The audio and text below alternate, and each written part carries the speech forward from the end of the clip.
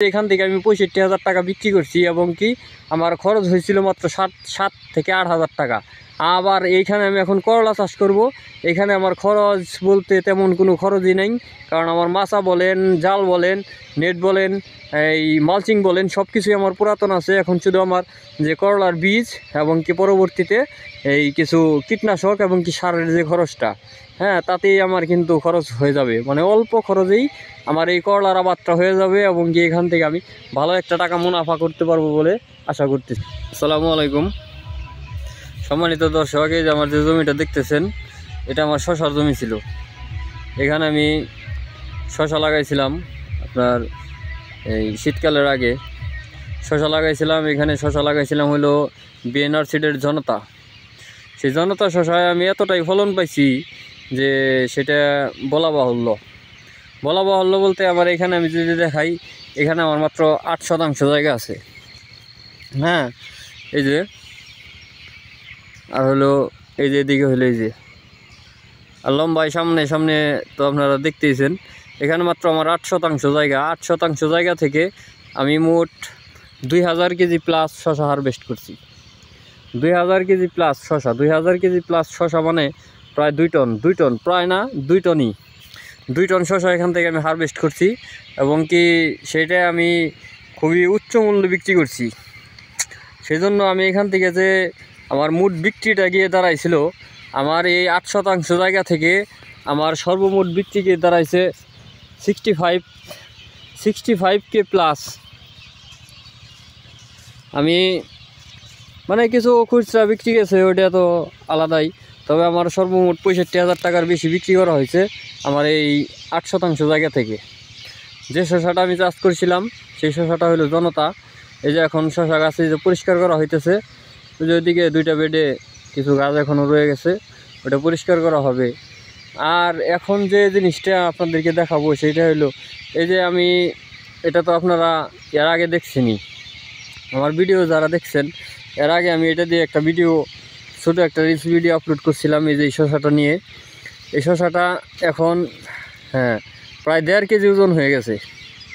এই শশাটা প্রায় 1.5 কেজি ওজন হয়ে গেছে।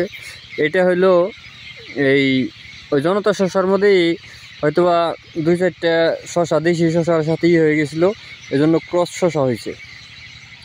সেই ক্রস শশা থেকেই আমি এখানে একটা শশা এই বীজ তৈরি করার জন্য একটা শশা আমি বীজ হিসেবে রেখে দিয়েছি। সেই শশাটা বর্তমানে এই পর্যায়ে আছে, তবে এই শশাটা তুলে ফেলতে হবে, এই শশাটা হারভেস্ট করে ফেলতে হবে। আমি যদি এখান থেকে না, এটা এখন তুলব না। তো এই শশাটা প্রায় 1.5 কেজি ওজনের বেশি হবে। এই শশাটা রাখছি, পরবর্তীতে অবশ্যই এটা নিয়ে আপডেট দেওয়া হবে। আমার পেজের সাথে যদি আপনারা যুক্ত থাকেন, অবশ্যই এই বীজ রাখা, নিজে হাতে বীজ রাখা শশার আপডেট পেয়ে যাবেন। তবে এখন যে কথাটা বলতেছি আমি, এখানে যে আমি শশা চাষ করছিলাম, হ্যাঁ, এখন তো এই যে গাছ পরিষ্কার করতেছি। তো গাছ পরিষ্কার করার পরে এখানে আমি কী করব? তো এটা কিন্তু আমার নতুন জমি। এই জমিটা হাল চাষ দেওয়ার পরে আমি এই শশাটাই প্রথম চাষ করছি। তো এখন আমি এই জমিটা আর এই জাংলা আর ভাঙবো না। এই মাচাটা আছে না, এই মাচাটা এভাবেই থাকবে। আমি শুধু এখন কি করব, এখানে করলার চারা লাগাবো। আজকে কালকের মধ্যে এই চারা টেতে দিয়ে বীজ হয়তোবা টেতে দেওয়ার কার্যক্রম শুরু করে দেব। তারপরে চারা হয়ে গেলে সেই চারা আইনা এখান দিয়ে চারা এক পাশ দিয়ে চারা লাগিয়ে দেব এবং কি অপর পাশের যে ইটা আছে জালটা, এই জালটা আমি এই যে এখান দিয়ে এই মাথার উপর তুলে দেব, হ্যাঁ, মাথার উপর তুলে দেব। আপনারা আমার পেজের সাথে যারা জড়িত আছেন তারা দেখবেন আমি ওই যে আবার ওইখানে যে মাছাটা দেখতেছেন, হ্যাঁ, ওইটাও কিন্তু প্রথমে শশার মাছা ছিল। শশার মাছা থাকার পরে পরবর্তীতে ওইখানে আমি ওই যে করলা দিছি। আবার আমি এই জমিটাও ওই সিস্টেমই করব, যখন শশা আছে আমি পরবর্তীতে এখানে এই যে করা হইতেছে করলা দিয়ে দেব। সেক্ষেত্রে আমার শশায় যা খরচ হয়েছে আমার করলায় কিন্তু খুব একটা খরচ হবে না। আমার বীজে যে টাকাটা লাগবে এবং কি ওই পরবর্তীতে সার এবং কীটনাশকের যে খরচটা, এজন্যই বলা হয় যে বুদ্ধি করে কাজ করলে অবশ্যই কৃষি একটি লাভবান পেশা।